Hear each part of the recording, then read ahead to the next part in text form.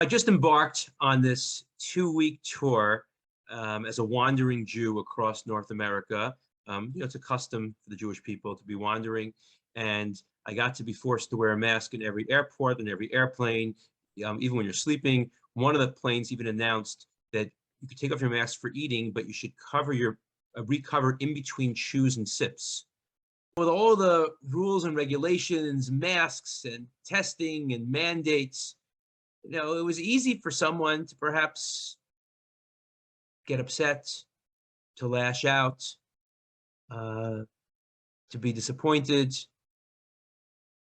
But if a person would look and say, well, instead of, wow, this airplane's so terrible, but how about that we have the ability to fly, that we have airplanes, that, instead of saying, oh, this food is so terrible, how about that we have food? The big question for us in life is the glass half full or half empty? Do we focus on what we do have or what we don't have?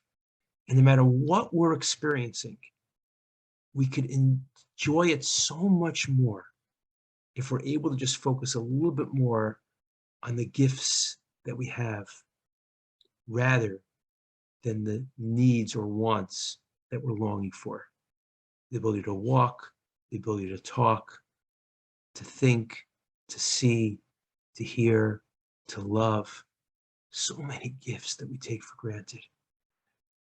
That's one level of thanksgiving. There's an even more challenging, more difficult level of thanksgiving that I want to share with you. During my journey, I spent Shabbos at UCLA, and I was sitting next to a young man who had a very nice job selling cars. And due to some of the recent challenges in the auto industry, he lost his job about a month ago. And he was, sharing his disappointment and the struggle, not being able to find a new job the past month. And I said, well, wait a minute, maybe this is an opportunity.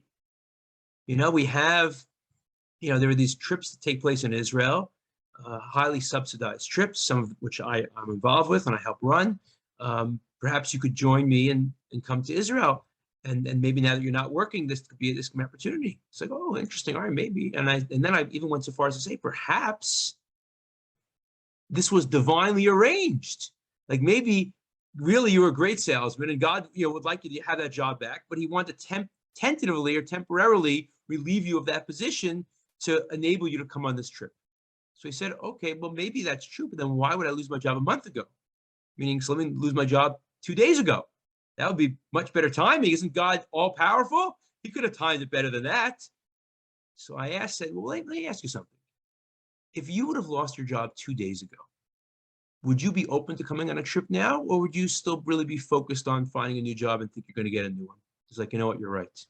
If I lost my job 2 days ago, there's no way I would come. But because it's been 30 days and I've sort of given up hope, now I'm really open to coming and I'd love to come.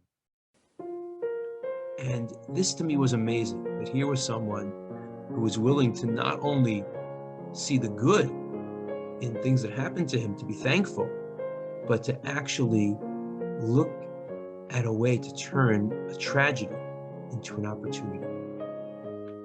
When we pray, that's when we talk to God.